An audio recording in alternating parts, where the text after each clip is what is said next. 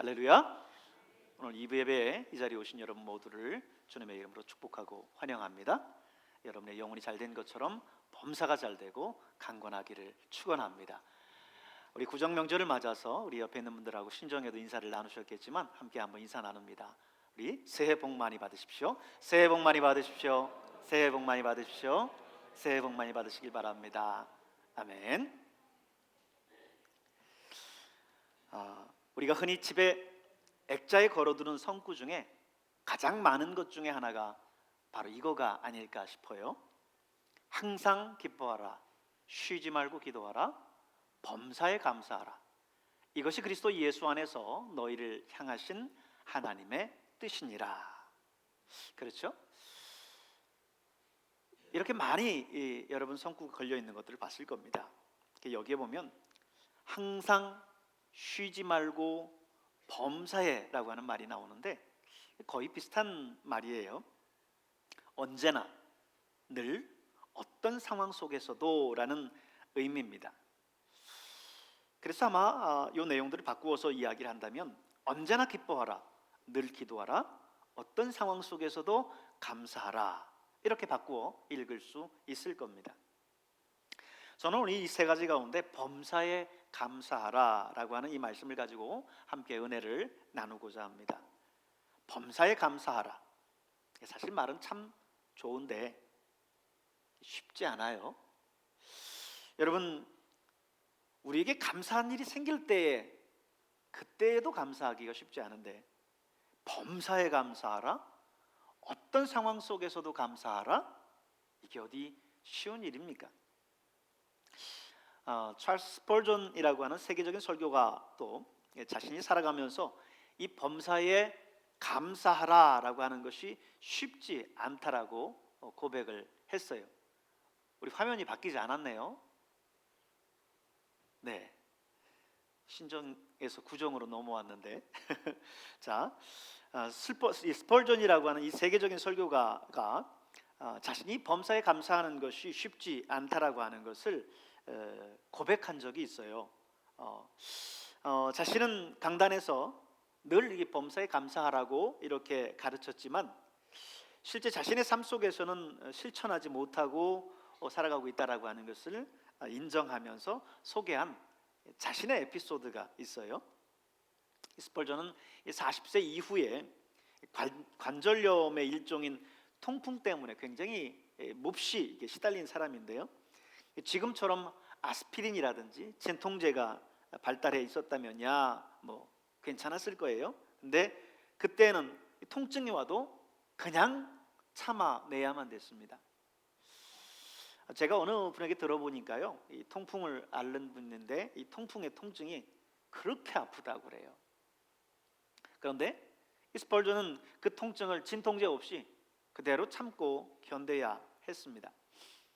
한 번은 이 통풍 때문에 거동도 못하고 있는데 한 교회 신자가 찾아와서 목사님한테 이렇게 물었대요. 목사님, 통풍 때문에 참 고생이 많으십니다. 근데 이렇게 통증이 와도 이렇게 너무너무 아플 때에도 하나님 앞에 감사할 수 있으세요? 이렇게 물었다고 그래요. 그때 스펄전은 예, 감사할 수 있습니다, 이렇게 말하지 못하고요, 예, 감사하려고 무척 애를 씁니다. 병이 다 나으면 그때 하나님 앞에 정말 감사하고 싶습니다, 이렇게 이야기를 했다고 그래요. 그러자 그 신자가 스펄전 목사님에게 이런 충고를 했다고 그래요. 목사님, 지금 몸이 아플 때 하나님 앞에 감사할 수 있어야 됩니다. 오히려 그 아픈 것을 가지고 하나님 앞에 감사하세요. 범사에 감사하라고 하지 않습니까? 그러면 하나님은 분명히 그 병을 고쳐주실 겁니다, 이렇게 이야기를 했다고 합니다. 스펄전이 그 이야기를 들은 다음 충격을 받았어요. 자신이 늘 범사에 감사하라고 하는 이 설교를 하면서도 자신은 늘 범사에 감사하지 못하고 있었구나 라고 하는 것을 깨달은 거죠. 그리고 깊이 회개했다라고 하는 기록이 있습니다. 우리는 범사에 감사하라고 하는 이 말씀을 쉽게 받아들이기는 합니다. 실상 어려운 상황에 부딪히면 범사에 감사하지 못해요. 예를 들어서 돈이 없어서 가난하고 늘 시달리는데 그 가난에 대해서 여러분 감사할 수 있습니까? 그게 쉬운 일인가요? 긴 병에 효자 없다고 부모나 가족 가운데 한 사람이 병으로 오랫동안 고생하는 그런 상황 가운데에서 그 상황에 대해서 여러분 같으면 쉽게 감사할 수 있겠어요? 자식이 전부라고 여기면서 먹을 건 못 먹고 입을 건 못 입으면서 그렇게 키운 자식이 부모 없이 제 혼자 자란 자식처럼 부모에게 막대한다면 여러분 감사할 수 있겠습니까? 몸에 지병이 있어서 그 통증 때문에 밤낮 없이 신음하면서 시달린다고 한다면, 그런다고 한다면 그 상황 속에서 여러분 감사한다는 게 쉽겠습니까? 이건 어떻게 생각하면 상식을 뛰어넘는 감사라고 할 수 있을 거예요. 우리는 범사에 감사는커녕 한순간도 불평과 불만 없이 살아가는 때가 없습니다. 출애굽해서 가나안을 향해서 광야길을 가던 이스라엘 백성들을 보십시오. 언제나 불평과 불만을 쏟아냅니다. 광야길을 걸으니까 덥고 먹을 것 없으니까, 아니 애굽에서 장사할 곳이 없어서 우리를 이곳까지 끌어내서 굶어 죽게 하느냐, 목말라 죽겠다, 배고파 죽겠다, 먹을 것을 달라. 그래서 하나님이 만나를 주시니까 만나를 먹다가 이제는 고기 구경 못했으니까 고기를 달라. 끝없이 하나님과 모세 앞에 불평과 불만을 쏟아냅니다.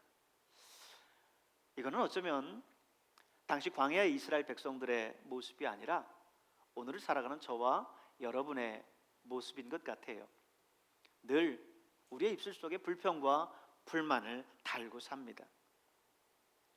그렇다면 여러분, 이 범사에 감사라고 하는 이 말씀은 전혀 지킬 수 없는 그런 말씀일까요? 하나님이 왜 이런 지킬 수 없는 말씀을 우리에게 주셨을까요? 아니에요. 하나님은 당신의 말씀에 1.1획도 변치 않게 지키시는 하나님이십니다. 그렇기 때문에 오늘 범사에 감사하라 라고 우리에게 말씀하셨다면 우리가 능히 그것을 할 수 있기 때문에 하나님께서 우리에게 그렇게 말씀하시는 거예요.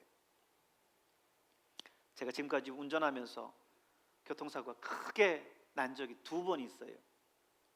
운전하면서 크고 작은 사고야 왜 없겠습니까? 근데 이 2번의 사고는 잊을 수가 없어요. 한 번은 서해안고속도로에서 당시 경차였었던 피스톨을 타고 올라오던 중에 뒤에서 무쏘가 제 차를 박았어요. 피스톨은 경차고 무쏘는 여러분 찝차 중에서도 정말 튼튼하기로 유명한 차 아닙니까? 그것도 고속도로에서 뒤에서 우리를 들이받았습니다. 뒷 범퍼가 들어와서 타이어를 먹어 들어가면서 드드드드득 하면서 이제 균형을 잃고 중앙분리대 쪽으로 차가 틀어집니다. 그러면서 중앙분리대 그 앞에서 바로 앞에서 멈춰 섰어요. 그때 우리 아이들이 굉장히 좀 어릴 적이었는데 그래도 아이들이 뒤에서 안전벨트도 하지 않고 자고 있었어요.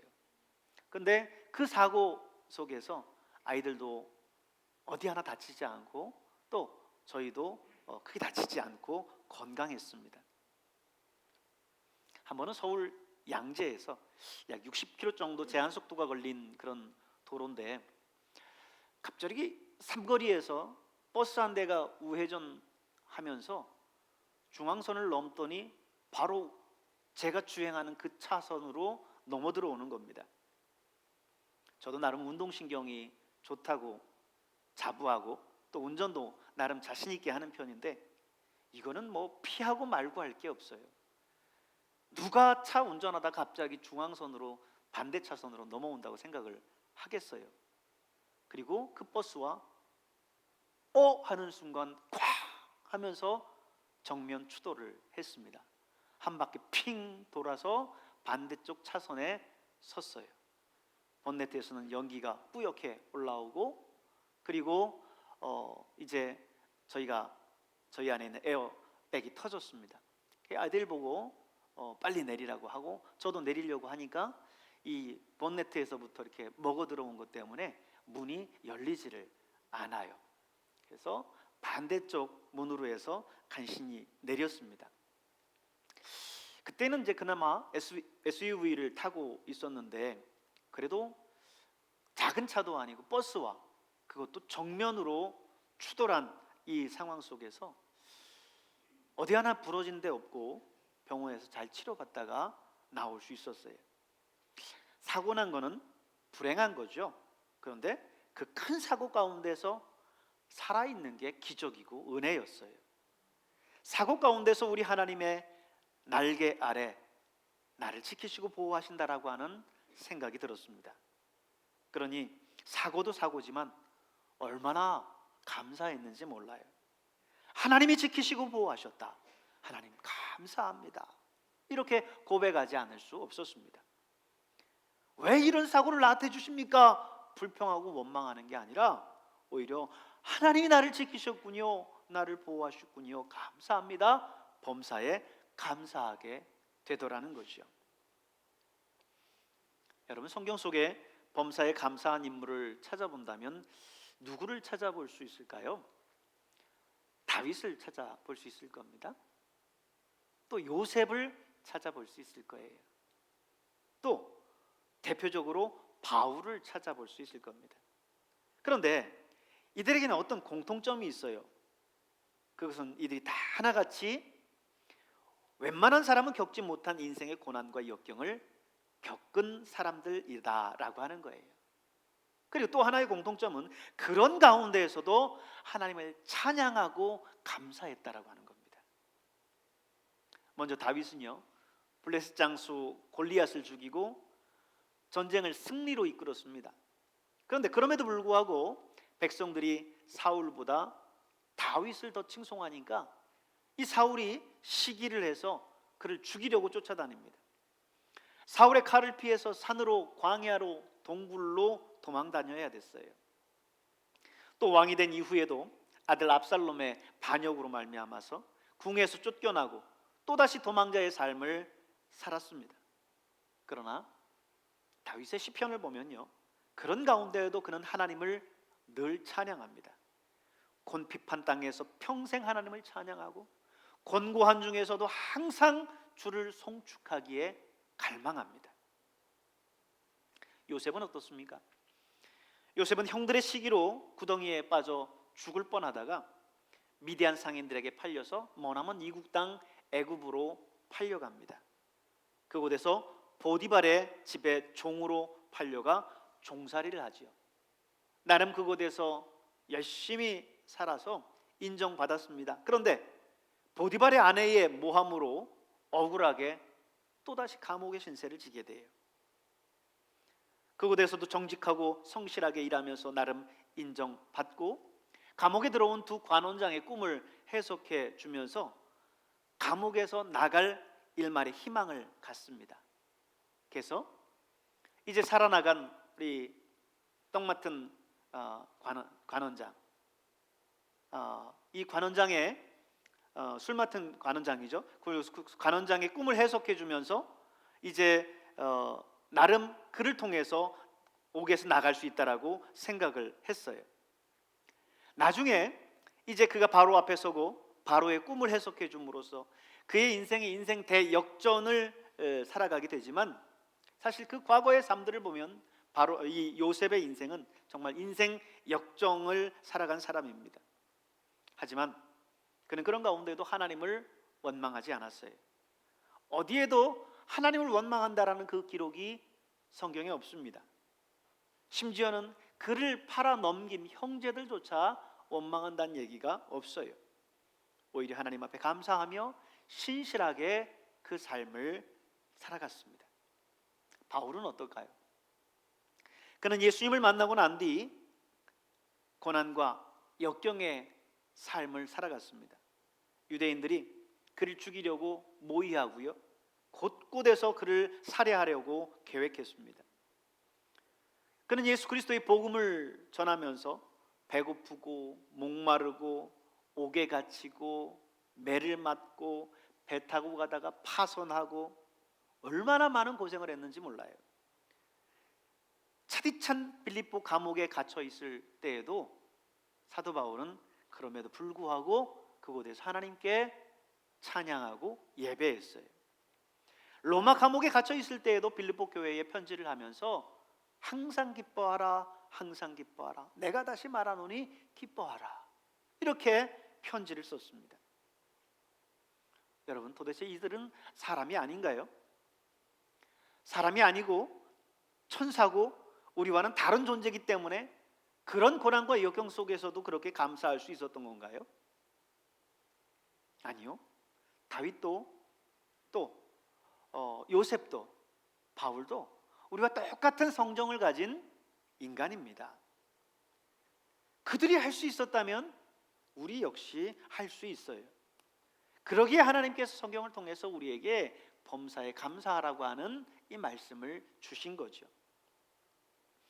바울이 특별히 오늘 본문에서 범사에 감사하라 라고 했는데요, 그가 이 감사를 할 수 있던 것은 오늘 지금 당장 내가 겪고 있는 이 고난은 장차 하나님 나라에서 받게 될 그 영광과 그 영광의 면류관과 좋게 비교할 수 없기 때문입니다.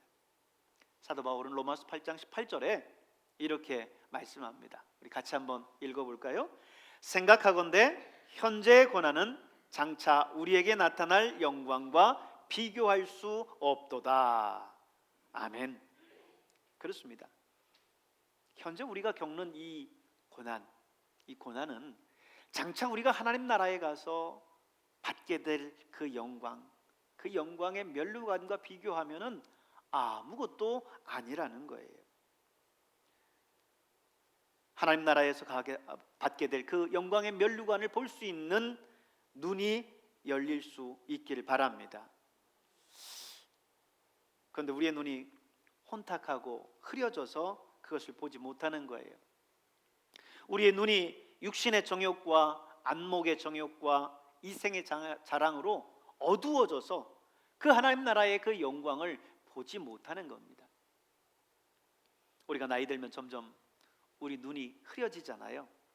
단순히 근시나 원시, 난시 수준이 아니에요. 눈이 어두워지고 뿌얘지고 가물가물합니다. 노화의 증상 가운데 하나인 백내장인데, 일반적으로 60세 이상 되면 전체 인구의 70%가, 그리고 70세 이상 되면 전체 인구의 90%가 이 백내장 증세를 경험한다고 그래요. 요즘에는 그래서 백내장 수술하시는 분들 많이 있죠. 아마 이곳에도 지금 이 자리에도 백내장 수술하신 분들이 꽤 있을 겁니다. 그런데 그분들 하시는 말씀이 하나같이 수술하고 나니까 그렇게 잘 보일 수 없다는 거예요. 그 전에 그렇게 뿌옇게 안개끼처럼 낀 것처럼 잘 보이지 않다가 수술하고 나니까 온 세상이 밝아 보이는 것이요. 잘 보이지 않던 것이 이제는 명확하게 보이는 겁니다. 그렇습니다. 우리의 영적인 눈이 열려야 됩니다. 하나님 나라의 영광을 볼 수 있어야 돼요. 그 나라에서 누리게 될 우리의 영광이, 그 나라에서 받게 될 하나님의 그 영광의 면류관이 얼마나 큰지를 봐야 돼요. 그러면 이 땅에서 겪게 되는 우리의 고난이라고 하는 것, 이거는 아무것도 아니구나. 오히려 그 고난 속에서 하나님 앞에 감사합니다, 범사에 감사할 수 있다는 것입니다. 로마서 8장 18절의 말씀 우리 다시 한번 보기를 원합니다. 여기에서 주목해야 될 두 단어가 있어요. 생각하건대 현재의 고난은 장차 우리에게 나타날 영광과 비교할 수 없도다. 비교할 수 없도다. 우리가 이 땅에서 얻는 세상적인 것과 하나님 나라에서 누리게 될 그 영광과 잘 비교해 봐야 된다는 거예요. 그리고 가만히 생각해 보라는 겁니다. 그러면 오늘 내가 당하는 이 삶의 고난 속에서도 우리는 범사에 감사할 수 있다는 거예요. 사도행전에 등장하는 초대교회 교인들의 삶이나 1세기에서 3세기를 살았었던 우리 믿음의 선배들을 보십시오. 그들은 정말 예수 믿는다는 것 때문에 너무너무 힘든 삶을 살았어요. 어거스틴에 의하면요, 정말 세계 역사에서 그 유래를 찾아볼 수 없는 수많은 박해, 그 박해가 300년 동안 지속됐다는 겁니다. 여러분, 우리가 잘 아는 그 물고기 문양이 있죠? 예전에 차에 또 붙이고 다니기도 하고 기타에다가 붙이고 다니기도 했는데, 물고기 안에 쓰여져 있는 저게요, 익투스라는 겁니다. 익투스라는 것은 말 그대로 뜻이 물고기라는 뜻이에요. 그런데 저 익투스의 첫 글자들 하나는 무슨 뜻이냐면요, 예수 그리스도는 하나님의 아들이요 구원자입니다 라고 하는 뜻이에요.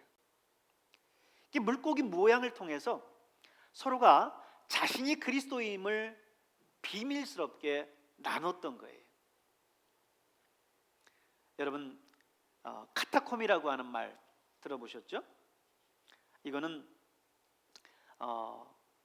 그 당시에 아주 옛날 무덤이었던 곳이었는데, 그 무덤 속에 그 지하에 굴을 파고 박해를 피해서 햇빛도 보지 못한 채 그곳에서 신앙생활을 유지해 나갔었던 우리 초대 교회 교인들이 생활했었던 그런 곳입니다.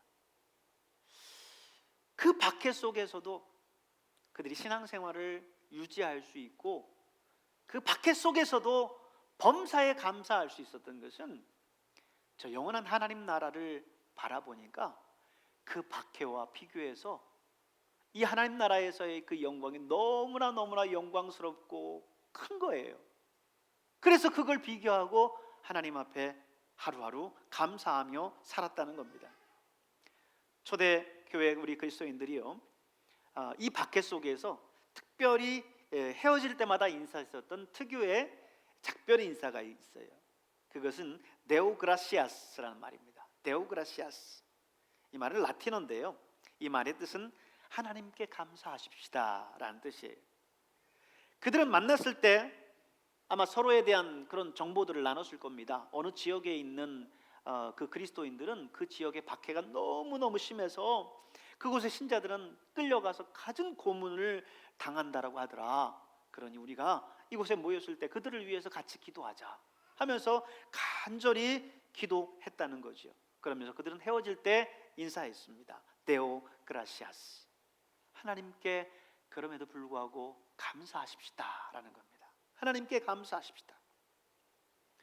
뿐만 아니라 그들은 예수 믿는다는 것 때문에 잡혀가서 콜로세움에서 사나운 짐승들에게 잡아먹히고 인간 가로등이 되어서 화형을 당하기도 했습니다. 그런 섬뜩한 소식들을 접하면서 그들을 위해서 기도하고 헤어지면서 데오그라시아스, 하나님께 감사합시다 하고 인사를 했다는 거예요. 여러분, 그 상황이 어떻게 하나님 앞에 감사할 수 있는 상황입니까? 그 상황이 어떻게 하나님 앞에 감사할 수 있는 상황이에요? 하나님이 이럴 수 있습니까? 불평하고 원망하고 하나님을 향하여서 큰 소리 치를 일이죠. 그런데 우리 초대 그리스도인들은 데오그라시아스, 하나님께 감사하십시다. 왜? 하나님께서 하나님 나라에서 주실 그 영광들을 생각해 보면 그것과는 좋게 비교할 수 없었기 때문입니다. 사랑하는 여러분, 이 하나님 나라를 향한 눈이 열려지길 바랍니다. 하지만 오늘 현대인들은 이 감사의 능력을 잃어버리고 있어요. 우리나라 과거만 봐도 불과 50여 년 전만 해도 우리나라는 하루하루 살아가기가 힘들었고 신앙생활하는 것도 오늘처럼 자유롭지를 못했습니다. 예수 믿는다는 이유만으로 가정에서 쫓겨나고 가문에서 지역에서 배척을 당하곤 했어요. 지금처럼 이렇게 따뜻하고 좋은 환경 속에서 어떻게 예배를 드립니까? 그때는 천막에서 예배드리고 했었던 때예요. 그때에 비하면 오늘 우리는 경제적으로나 사회적으로나 종교적으로 정말 비교할 수 없을 만큼 좋은 시대를 살아가고 있는데 우리 입에는 진정한 감사가 사라졌습니다. 병적으로 자기중심적이고 영적인 것을 세속적인 것들로 다 바꾸어 버렸어요. 그러다 보니 자신도 모르게 이 영적인 눈이 가리워져 있는 거예요. 하나님 나라를 보지 못하는 거예요.